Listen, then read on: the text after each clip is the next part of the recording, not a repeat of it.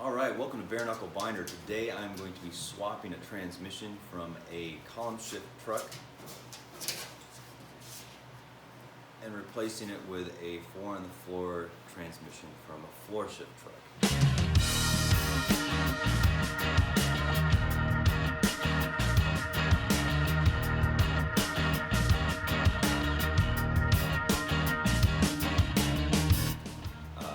Truck that the transmission is going into. I'm taking the transmission out of a 1957 A-120, which is nice because other than first gear, it has synchros. So the first couple minutes of this video will probably be time lapse of me taking a transmission out of the truck, which is going to be probably an hour or two of frustration on my end, but for you, it will only be a few minutes of painless watching. So enjoy.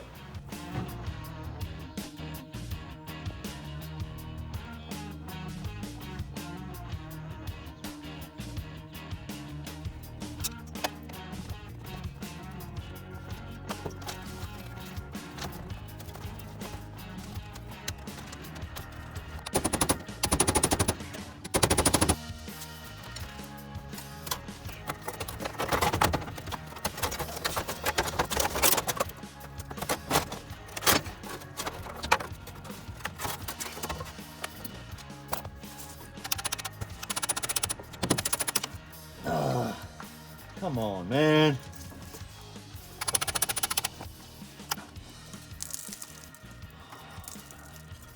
Oh, good.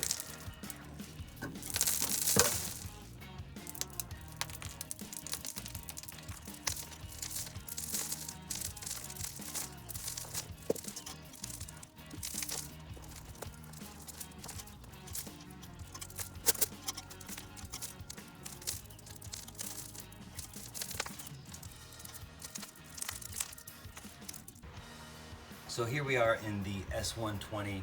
When I was taking out the transmission from the A-120, things got kind of annoying because I was stuck in the rain, the bell housing was full of a mouse nest, just par for the course with old trucks. So I actually didn't get the second part of that filmed, but needless to say, the transmission is out, waiting to come into this one. These here, transfer case levers. This is high-low. This is front axle engage. Over here you have the linkage for the shifters. This is that position, this position. Right now I have it neutral. This is actually this parking brake, which of course is stuck. Fantastic reputation for rusting solid inside the cable. However, on the other transmission it has the handbrake lever that goes right here. So with the original floor pan, I'm gonna have to cut a hole for the shifter, for the shift stick, and then another hole for the handbrake, which not a big deal.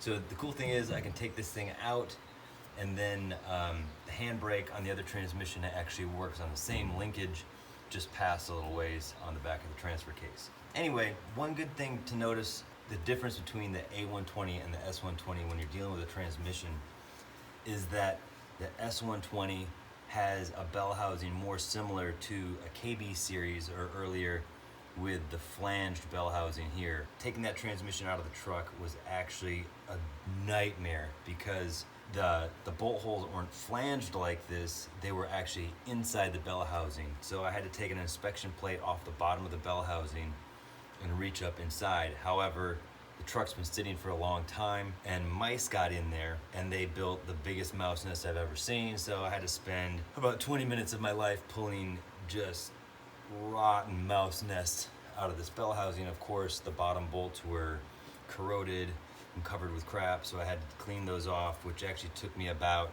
half an hour to get them clean enough to get a socket on there. That said, I've got to take this guy off of here. This transmission is nowhere near as heavy as the other one. We're probably gonna have to take this thing out the bottom of the truck. This is just an access panel to deal with all this stuff. The reason being it has to go down is the input into the bell housing is probably about this long. So by the time we get it to clear out of there, it's gonna have to go down instead of up. A lot of talking, let's just tear this thing apart.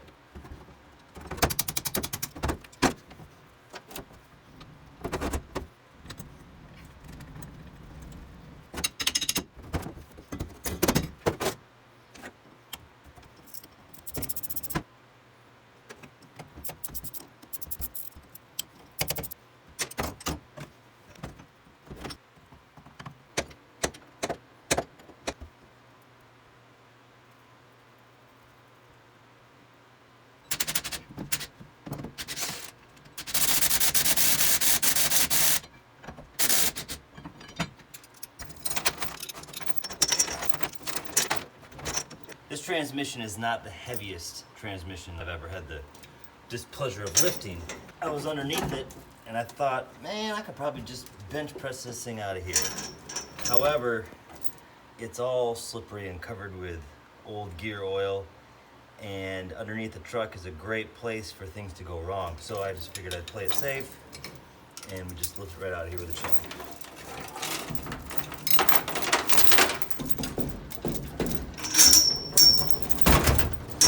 There she goes.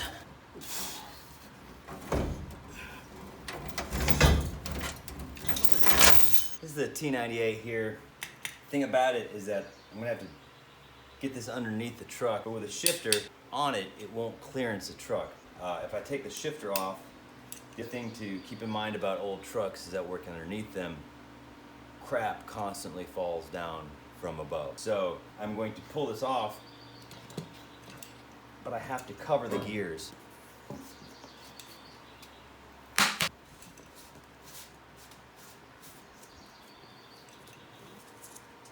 Now I have a basic imprint. Let me try it one more time.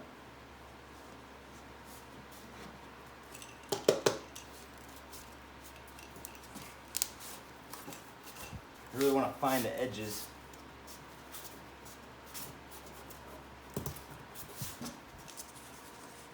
Not only did I find the edges, I found 2 corner holes, and that's where I'm going to put the eye bolts in and run the chain to.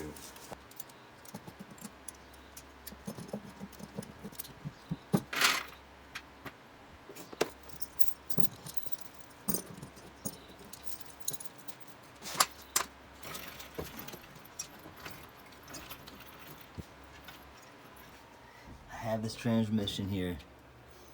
It's almost to the top of the motorcycle jack, but as you can see, it got at least 6 inches before it's even near the center of that hole. And then once it gets in there, you gotta stab the input shaft through that throw-up area. Now, I could get the hoist in here.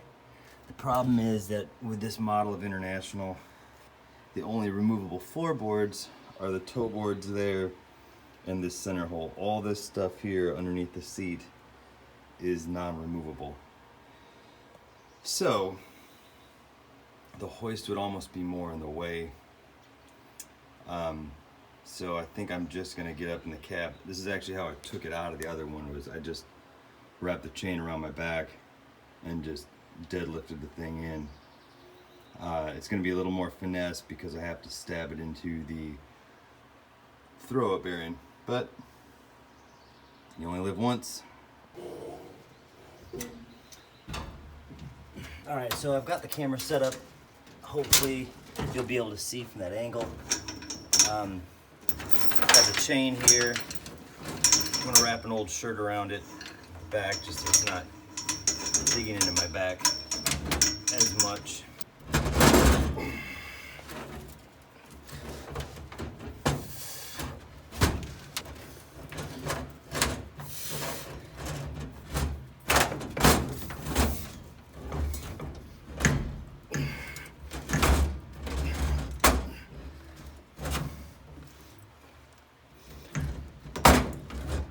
Going in there. Never mind.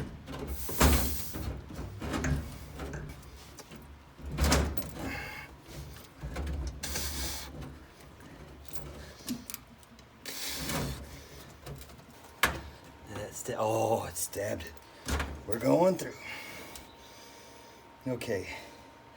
So, in my infinite wisdom, to keep messes in the shop to a minimum, I put some bolts in the bottom to keep the gear lube from spilling out. I gotta take those out now.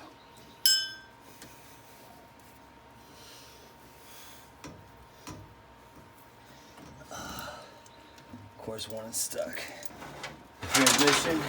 The transmission's resting right now, so I'm gonna get out and do the same. Reevaluate where I'm at. So, there's 2 holes on the bottom. On the top here, we have these studs. So once I get it up there, I'll be able to throw in these fine thread nuts on there, and that should catch it, hold it up. Not to mention, once that shaft goes in there and these bolts line up, these studs line up, it'll hold this transmission in place. That whole shaft will hold the weight of the transmission. However, it's got some open bolt holes on the bottom. It's hard to see, but there's 2 bolt holes here. There's 2 right here. Those are for the 3-speed column shift transmission, and then there's some lower ones down here which line up with the 4-speed floor shift transmission, which we are currently sweating over. I smell terrible. All right, so what I have to do now is get this thing lined up. Now, with the open holes on the bottom of this transmission, it will actually leak gear lube out. So I put a drain pan underneath just so we can catch some of that from going on the shop floor in the midst of this highly scientific pursuit. So let the physics begin. I've got the tip of this shaft stabbed through the throw-up bearing, which is where we want it to be, so that will help center this. Then I have to line up these studs with these 2 holes. However, it's not quite enough to get it all the way in because there's actually a 6-spline shaft on the very tip of that thing that has to line up with the shaft in the bell housing on the clutch. So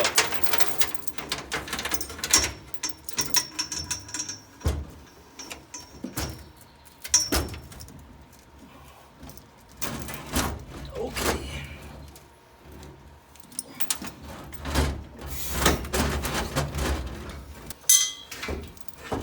Get this thing around me.